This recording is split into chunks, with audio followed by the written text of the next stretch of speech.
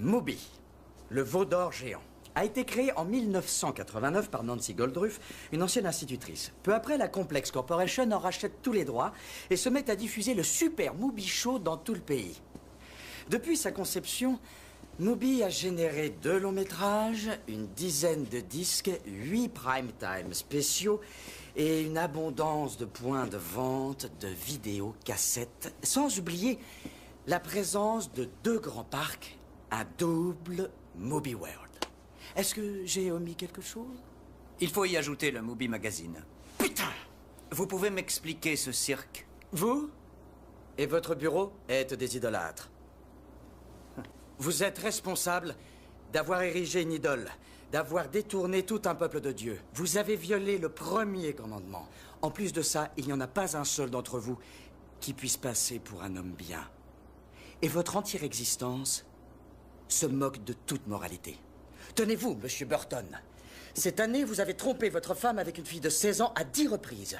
Vous avez même couché avec sa meilleure amie alors qu'on vous croyait à la maison pour surveiller les gosses. Dans le pieu que vous et votre femme vous partagez.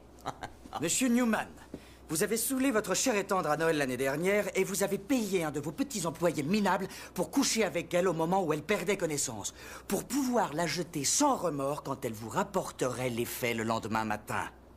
Elle s'est suicidée 3 mois plus tard.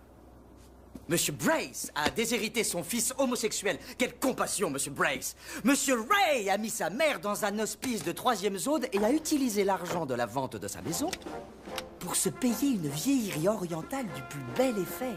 C'est mal.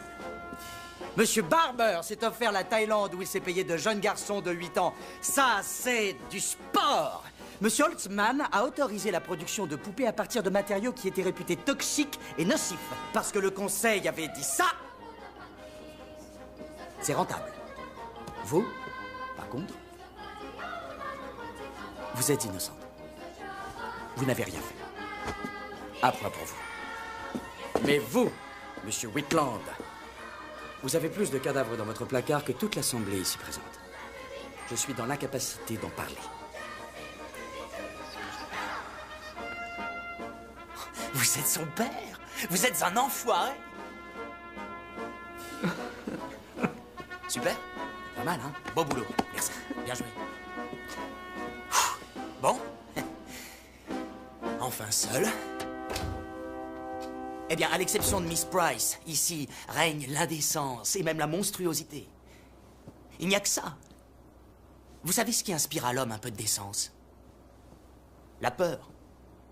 Et c'est là que réside le problème. Il n'y a plus rien qui vous inspire la peur ou le respect. Vous êtes confortablement assis sur votre incroyable pouvoir, à l'abri de votre pauvre idole. Vous bafouez les lois, cachotiers et sournois. Vous croyez vous duper les uns les autres. Mais on ne dupe pas Dieu.